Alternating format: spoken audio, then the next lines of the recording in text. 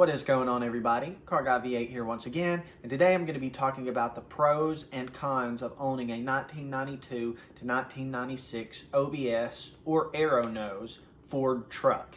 And my channel is no stranger to these trucks. I owned a 1996 F-150 with the 302 and an automatic transmission. You may remember this truck. I called it the Green Machine. It was a lot of fun to drive. I owned it a little over 3 years and I sold it last year. Lately, I've been daily driving my dad's 1995 F-150 with a 4.9 and a 5-speed. It's been in the family since the 90s, and before he owned it, his dad bought it way back. So I'm no stranger to the OBS Fords, and I enjoy driving them.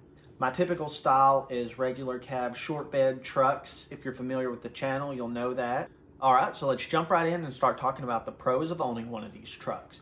Keep in mind, I'm mainly talking about F-150s in this video. I realize the F-250s and up lasted until 97, but I have a lot more experience with the F-150s, so that's what I'm basing this video on.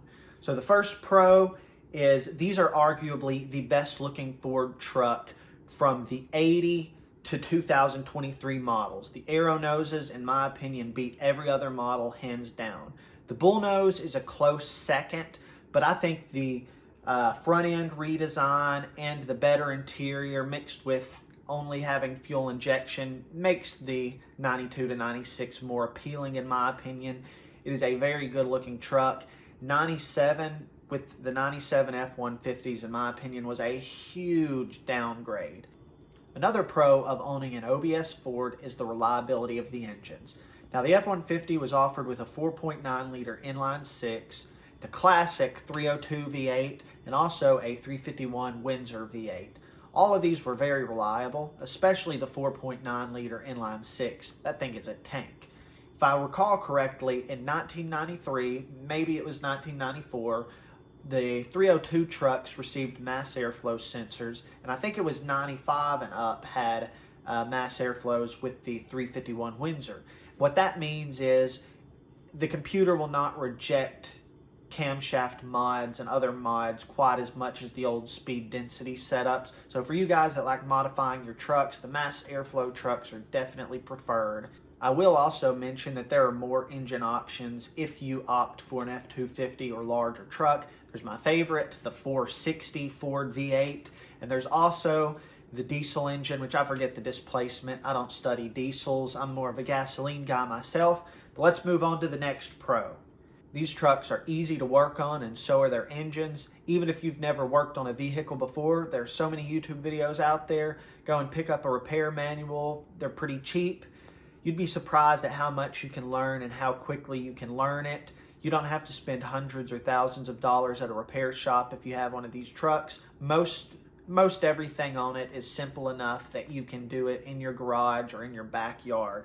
Parts for these trucks are plenteous too. You can find lots of them at the local junkyard. Aftermarket parts are all over the internet. Parts stores sell most of the parts for these trucks, from solenoids, idle air control valves, whatever you need, you can pick up at a parts store for fairly cheap. Another good thing about owning a 92 to 96 truck as opposed to an 80 to 86 or 87 to 91 truck is with the 92 redesign, you got a nice new interior, newer door panels, a newer dash. The gauge cluster is even more modern. Everything about the interior of the 92 to 96s is nicer than the 80 to 91s, at least in my opinion. I'm not saying those are bad trucks by any means. I'm just comparing the 92 to 96 to them, and I think the 92 to 96 did everything even better. Now, before I mention the first con, I just want to reiterate that I do really like these trucks. I've always been a big fan of them, and it was actually harder to find cons than I thought it would be. If you ever own one of these trucks, or if you do own one currently, I'm sure you'd agree that these are just solid, well-built trucks. So the first con is the interior is very tight. If you're under 5'10", you shouldn't have an issue, but if you're any taller than that or have long legs, you'll quickly notice that there's not a whole lot of leg room.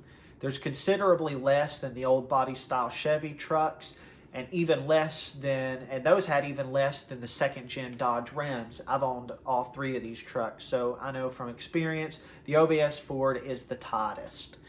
But that doesn't mean it's not comfortable. It's just if you're tall, you're probably going to have issues with your leg room.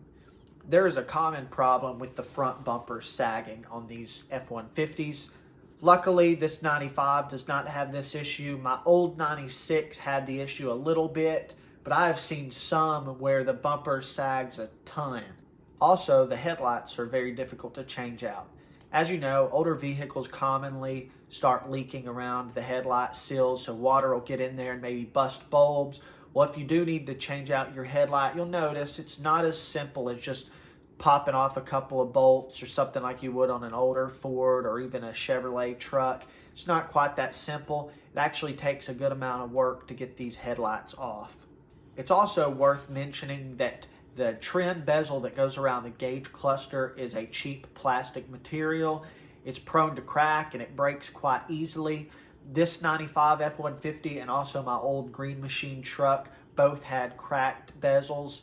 Be careful when removing this piece. If you bend it wrong or are too rough pulling it out, it'll crack, especially as these trucks get older. So that concludes my list for the pros and cons of owning a 92 to 96 OBS Ford truck. So if you can think of a pro or con that I missed, feel free to comment them in the comments below. And I hope you enjoyed this video. If you're on the edge about getting a 92 to 96 F-150, don't wait, buy it now.